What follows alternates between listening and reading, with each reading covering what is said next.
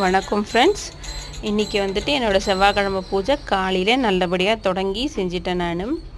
இன்றைக்கி வந்துட்டு நான் இந்த வேலை பற்றி உங்களுக்கு இந்த வேல் எப்படி என் கையில் கிடச்சிதுன்றதை பற்றி நான் சொல்ல போகிறேன். நான் ஒரு 4-5 நாளாகவே என் ஸ்கூல் முடித்து வந்த பிறகு ரொம்ப பாடாப்படுத்திட்டு இருந்தான். உங்களுக்கு தெரியும், சாயிஷ் வந்து ஆட்டிசம் குழந்தைன்னு. அவன் ரொம்ப பாடாப்படுத்திட்டு இருக்கான். என்னடா பண்ணுறது, இப்படி படுத்துகிறானே, நம்ம இனிமேல் என்ன ஆகும் நம்ம வாழ்க்கை. இப்போ அவனுக்கு 14 இயர்ஸ் ஆகிடுச்சு. அவனுக்கு ஹார்மோன்ஸ் எல்லாம் சேஞ்ச் ஆகிட்டுருக்கு. நிறைய பிரச்சனைங்க.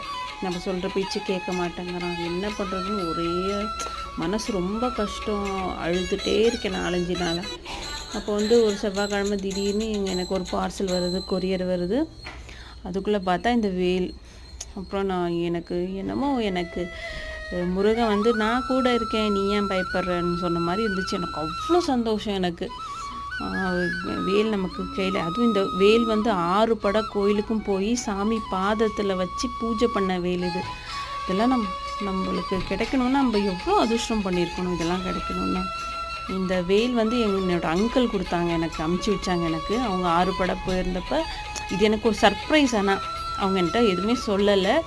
6 பட கோயிலுக்கு போயிருந்தாங்க. அப்போ வாங்கி எனக்காக, வேறவங்களுக்கு யாருக்காகவோ வாங்கினாங்களாம் இது. அவங்க வந்து நாங்கள் வீட்டில் சரியாக பூஜை பண்ண மாட்டோம், நீங்கள் வேறு யாருக்கான கொடுன்றப்போ அவங்களுக்கு என்னோடய ஞாபகம். இந்த வேல் வாங்கி 6 மாதம் ஆச்சான். அந்த 6 மாதமாக அது எனக்காக காத்திருந்துருக்கு.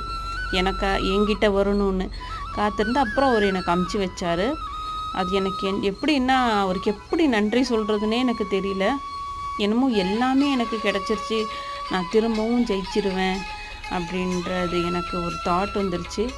அப்போ எனக்கு ரொம்ப சந்தோஷம் இந்த வேல் கிடச்சிது. நான் உங்கள்கிட்டலாம் ஷேர் பண்ணணும்னு நினச்சேன். அங்கிளுக்கு ரொம்ப ரொம்ப தேங்க்ஸ். அங்கிளுக்கு அவங்க ரொம்ப நல்லா இருக்கணும்.